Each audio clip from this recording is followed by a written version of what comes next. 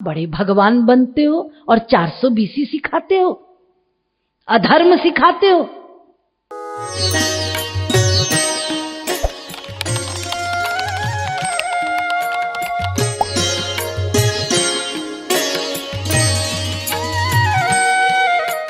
हम लोग भीतर से, चूंकि भगवान के अंश हैं, इसलिए भीतर से हमारा ईश्वरीय गुणों से भी स्वाभाविक प्यार है।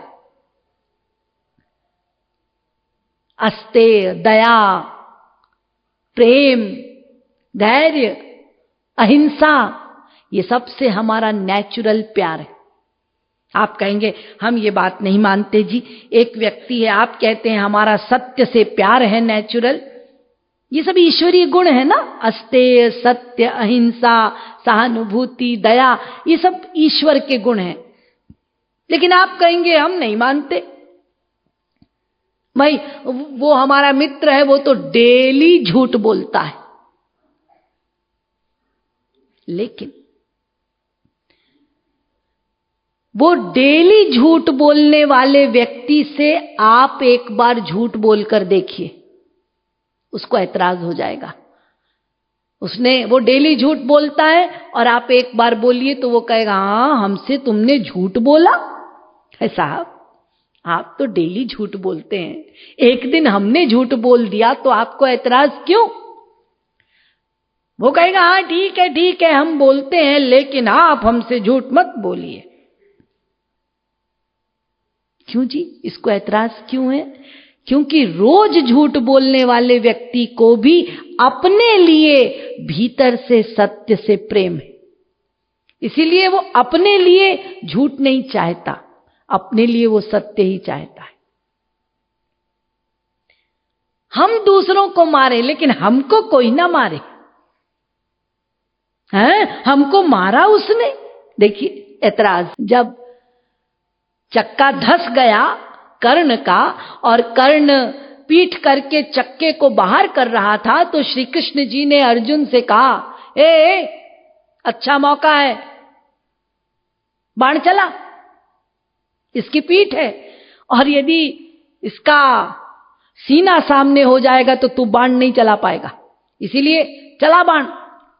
अब कर्ण ने सुना, कर्ण ने कहा बड़े भगवान बनते हो और 420 सिखाते हो, अधर्म सिखाते हो।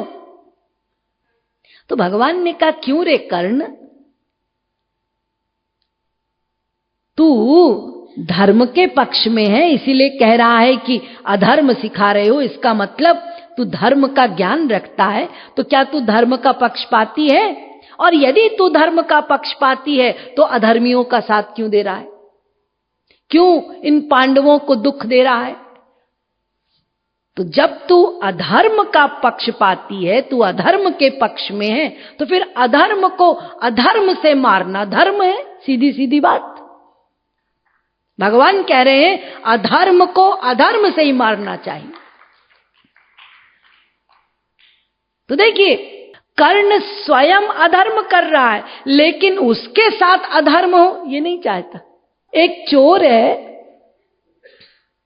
वो चोरी करता है और बड़ा प्रसन्न है, आज बड़ा बढ़िया माल हाथ लगा, और घर आता है बड़े ठाठ से अपनी पत्नी से कहता है आज तो बढ़िया खाना बनाओ, आज तो बढ़िया माल हाथ लगा है, लॉकर में बंद भी कर दिया। रात को चैन से सो रहा था, उसी के घर एक चोर आया